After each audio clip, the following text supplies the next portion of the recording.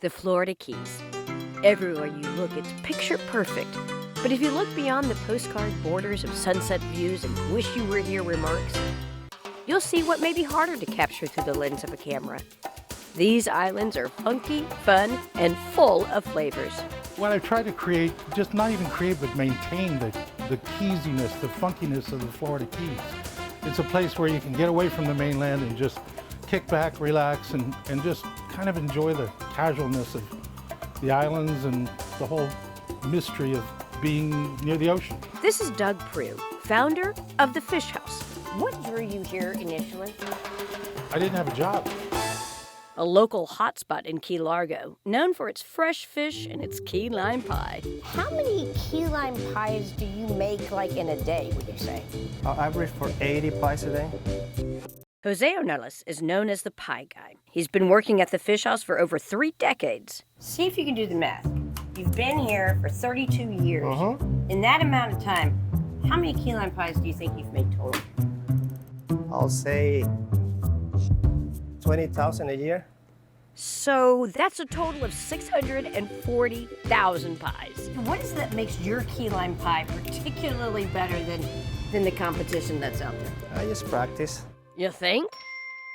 The sweet and tart key lime pie originated in these islands and is widely considered the signature dessert of the Florida Keys. Acid and key lime juice cooks the few simple ingredients into a complex palette of flavors. Do this in slow motion. Wow! This tastes like the Florida Keys. Well done, Jose. Thank you. And take this. Go ahead. We're going. Bye. But in addition to the pie and the fresh off-the-boat seafood, it's also the atmosphere.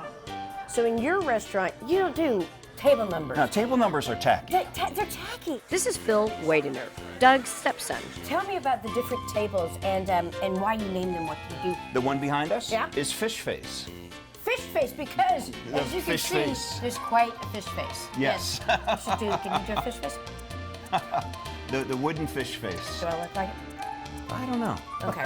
Doug and Phil are on the same page when it comes to giving their customers more than a dining out, but a memorable experience. Okay, I'm back out the door. This time looking for Nancy. Not just good food, not just good service, good environment. It's a whole experience that makes a difference. Just wanting to provide people with a really neat experience. Not just good food, but walk away feeling like, wow, that was amazing. Still, Florida Keys history all starts with the food. And the Atlantic Ocean and Florida Bay surrounding these islands provides an endless bounty of seafood. That is our world famous lobster Reuben. We are the home of lobster Reubens. Yes. They are indescribably delicious. I cannot wait. That's just the best way I can put it. This is Scott Delkey. Digo. From Keys Fisheries in Marathon, and he is the man at the top of this food chain of fish.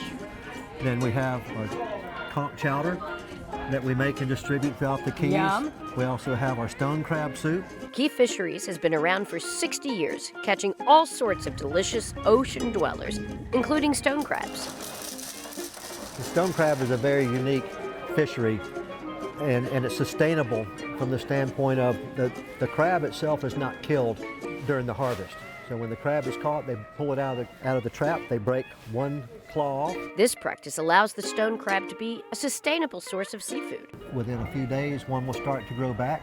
Cracking a stone crab requires industrial strength. A stone crab is called that for a reason. And then But it's worth it. In fact, food in the Florida Keys deserves its own postcard, welcoming visitors to a paradise of flavors.